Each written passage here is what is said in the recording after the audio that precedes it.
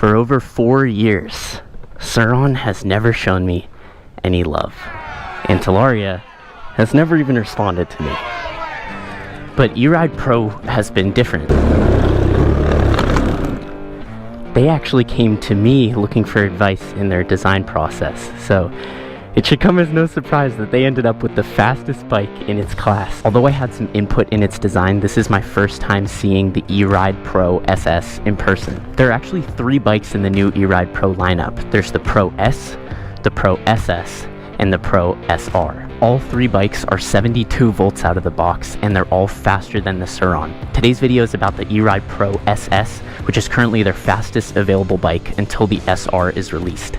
It's $300 more than a Surron. Let's see what you get.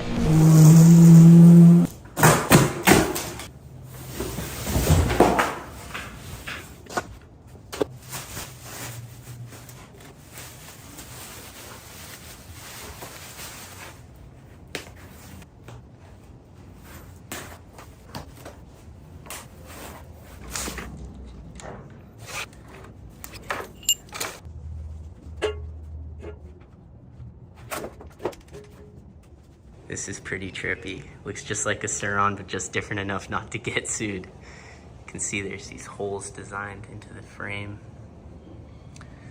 Swing arm's got a pretty big opening. The sprocket's 58 teeth. Usually they come with 48 teeth, so that's a bigger sprocket. So the fact that it goes faster and it has a larger sprocket says a lot. Everything just, looks like a Surron or Talaria, but it's just a little different. Same with the seats, got the E-Ride Pro logo on there. The key ignition is identical, slightly different charge port. This connector is the same as the Surron, this is different. Motor's got some branding on it. Same with the controller. The headlight's pretty sweet. This is definitely cooler than the Surron or Talaria headlights out of the box. I like the bar light.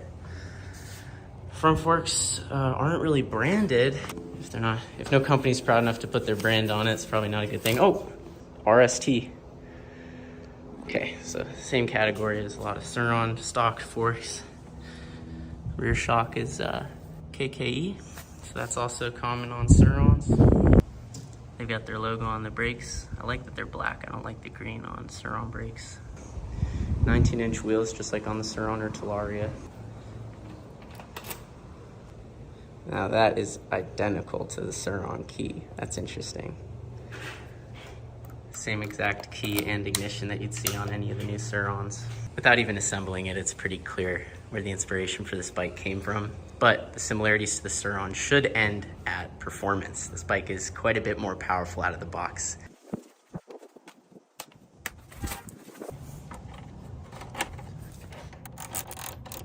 It looks like they painted the linkage and then cut it, leaving this face under here and this face all raw metal. It looks unfinished. I feel like they should have cut it and then painted it.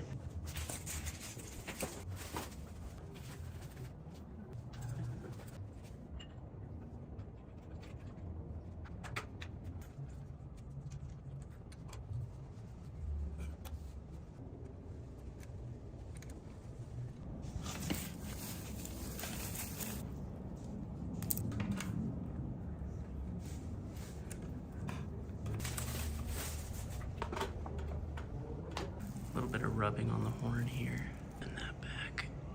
Yeah, there we go.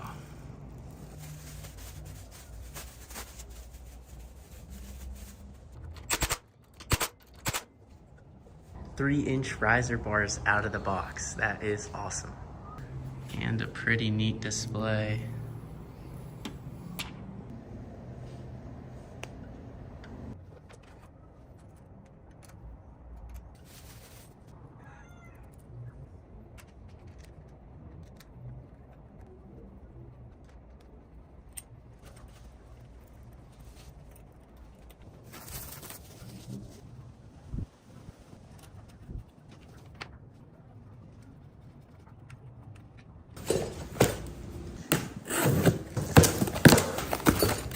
Black pegs, let's go. None of that silver peg nonsense, come on.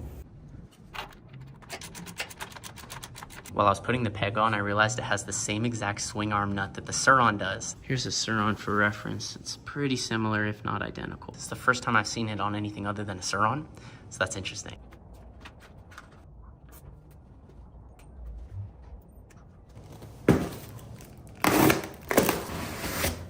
Wow. This is beefy.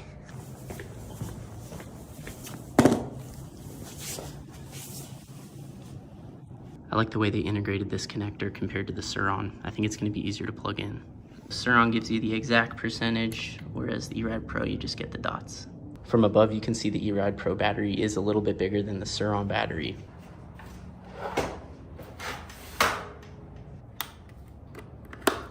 Super nice. On the Surron, it's vertical. So these wires get pressed down over time and exposed right here. It's dangerous. This is such an elegant solution to that problem, and then it just yoink. Looks like the same breaker as the Surron, but because this is 72 volts, you're actually gonna wanna use that. Anytime you plug or unplug this connector, you should turn that breaker off. It actually tells you that right here, but we already knew that. I don't think this battery could get any more snug, but still plenty of space to reach in and hit the breaker.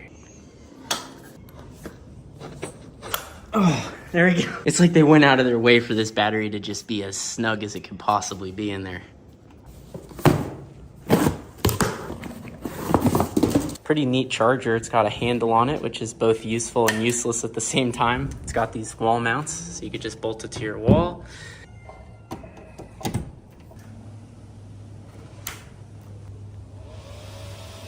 And this is charging at 10 amps, which is not that slow. This is pretty sick. Here we go. This is the Surron X. It's the gold standard of e-bikes. Come on.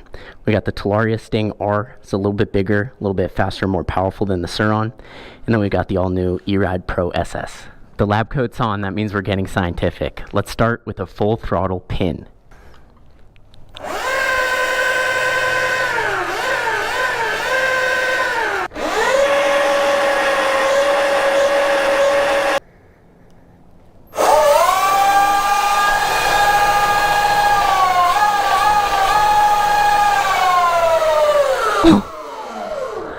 Wait, that wasn't even close.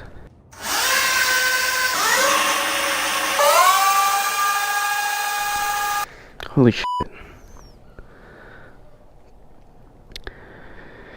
Okay, so get this. Prices. The Surron is actually not the cheapest anymore. Somehow the Talaria Sting R is currently the cheapest at $4,500, followed by the Surron at $4,600, and then the E-Ride Pro SS being the most expensive at $4,900. Now, keeping that in mind, the Surron has the smallest battery at 60 volts, 32 amp hours, followed by the Talaria Sting R with a slightly larger battery at 60 volts, 43 amp hours, and then the E-Ride Pro SS in its own class at 72 volts, 40 amp hours. That means this bike's battery is more powerful and has more capacity than the Surron or Talaria batteries. Just to stress the difference between these batteries, if you wanted to upgrade a Surron with a battery that has the same specs as the Pro SS battery, it would cost you $2,500 to make that battery upgrade. And this bike just comes with it out of the box. Without any upgrades, the Surron X top speed is 45 miles per hour. The Talaria Sting R top speed is 53 miles per hour. And the E-Ride Pro SS tops out at 60.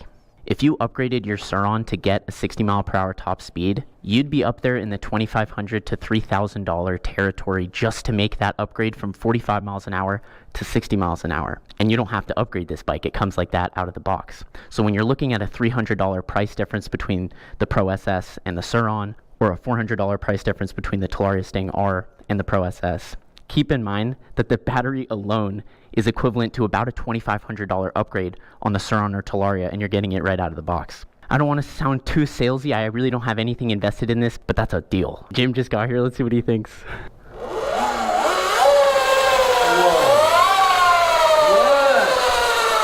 Out of the box. Out of the box. You haven't ridden yet?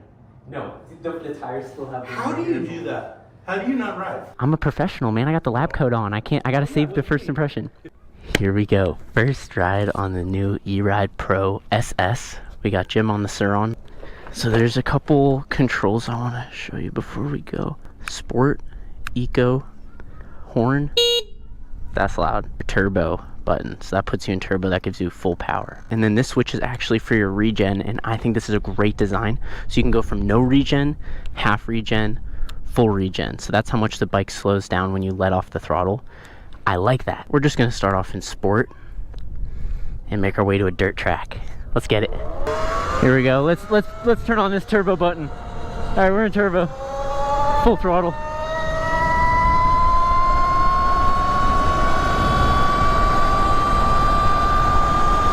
This is fast. Okay, so now then the turbo turns off. Oh, I wish the turbo kept going. Oh, that's powerful when it's in the turbo. Oh, my front brake just went out. My front brake just went out. How did that happen? No, that was my fault. Oh no. I let the front brake rub up against the tire and it just bled out on me. So I only have a rear brake now. I knew that was gonna happen. That's user error. That's my bad. Damn. Yep. This thing's fast, dude. When you put it in turbo mode, it feels like you put 3 grand into a Surron. Oh, shit. That's what it feels like. Bro. Well, for only like 10 seconds, then it stops. I wish it just kept going. I know, I feel like with the new controller, you could just have it always be turbo. So the regen, I turned it all the way to the max. It's not very strong. The regen's hardly noticeable. Yeah, it's way faster than a Surron. You don't even have to press the turbo button. So I had this dilemma with the Apollo from last week, because it also has a turbo button which unlocks your full power for only a limited amount of time, like 15 seconds. And in the street, I don't like that. You kind of want to have all your power all the time. 50 miles an hour is plenty when you're in the dirt. You only need that extra boost sometimes, and when you do need it, you press that button.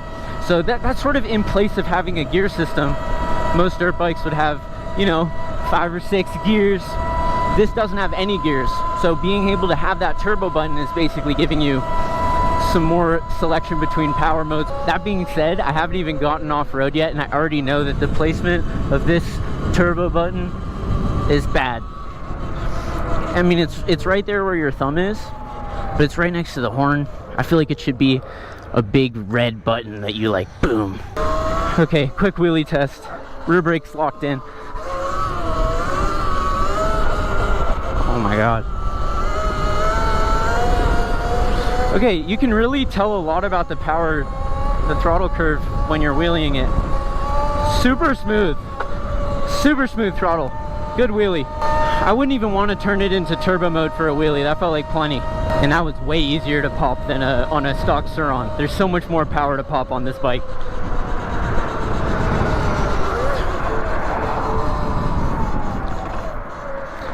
Here we go.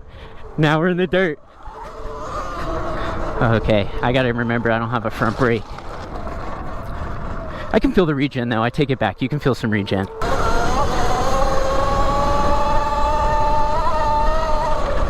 Wow! Turbo mode! Whoa!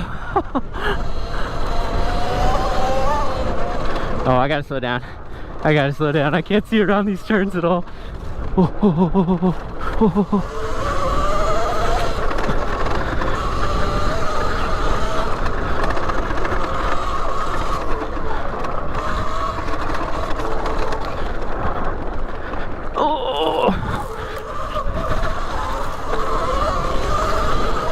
Wow, this is awesome.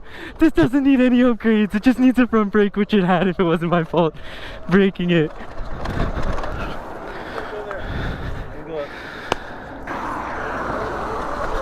Like you can't do this on a dirt bike. Just leaving from your garage, crossing trails. Oh, here we're gonna go really slow because of the hikers.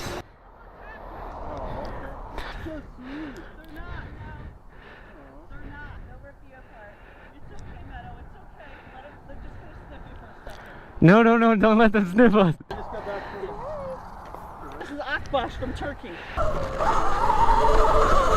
Whoa. This thing wheelies uphill. My biggest complaint is definitely the placement of the turbo button. Whoa, look how steep this is. You see that? You see that? The Surron gonna get up. This thing had no problem.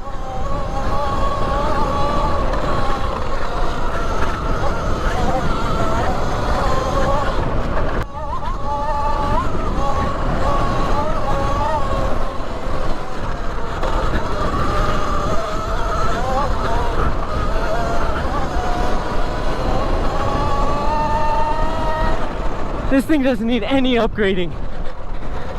It doesn't need anything. This is so impressive. Whoa.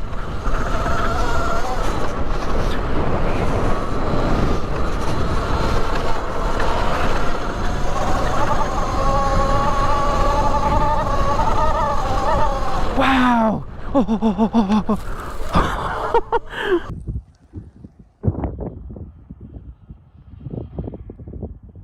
Look at that. That's Jim. Does it get any better than that? Come on.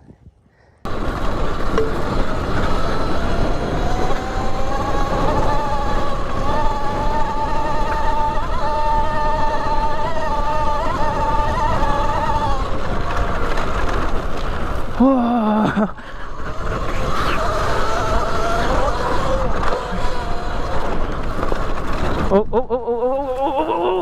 Oh, these are sharp. Oh my God. Whoa, that's like a cactus.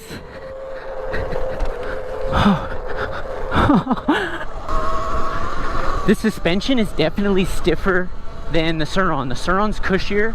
Maybe I haven't adjusted this correctly, but just fresh out of the box, the Surron is like pretty bouncy, which I think is nice, but I actually do believe when you're doing more intense off-roading, you want stiffer suspensions so you're not bottoming out on everything.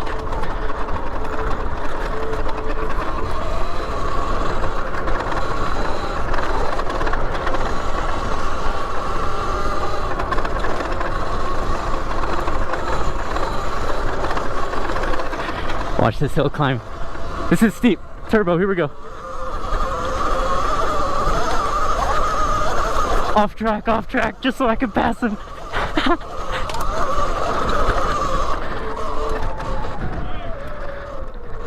Takeover right at the end. Just at the end, just at the end.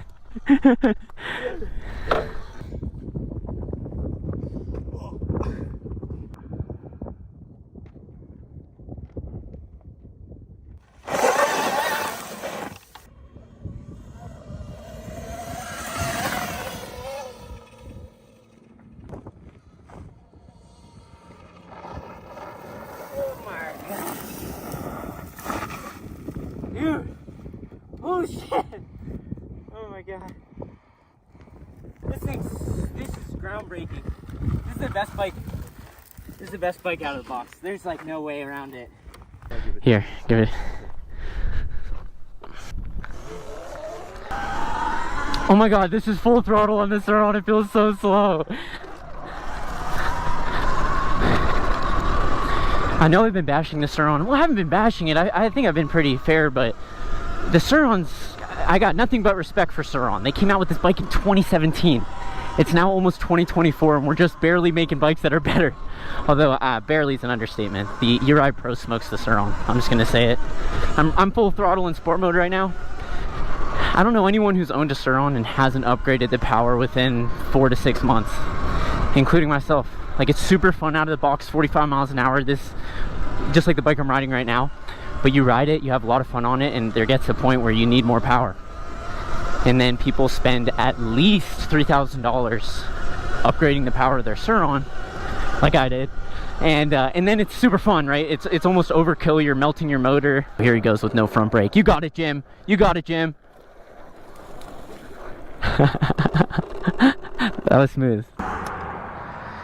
It's a great bike. It's like one of the best bikes you could ever buy. But I'm excited that Jim's here. I want to get back on the Pro SS. It's night and day getting back on this bike.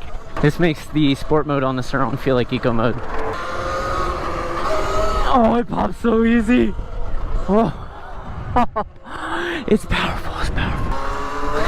Oh, it pops so nice.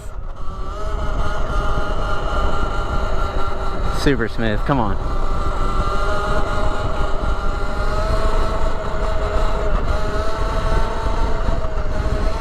Just feathering the throttle because it's so much power.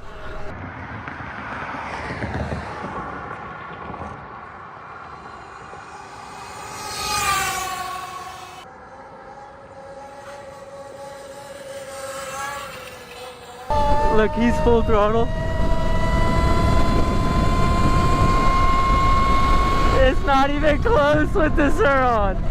As of right now, this is the best bike you can buy, out of the box, period.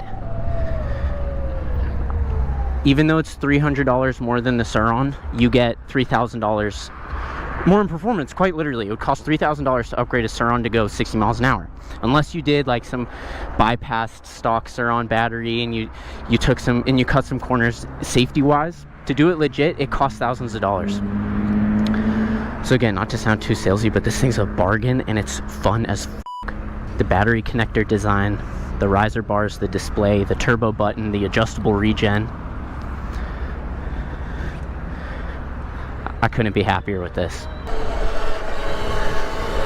As always, thank you so much for watching. Hasta luego.